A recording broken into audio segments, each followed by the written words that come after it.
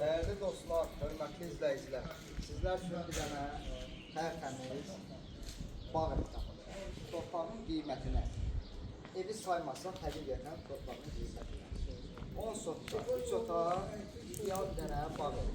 Değerli müştərilər. Vaxt bitirmək istəmirəm, inşallah keçək. Sizləri tanış edin. Yolun tərəfində nə bir şey yoxdur. O tərəfdə ola bilər. Kanalın tərəfində.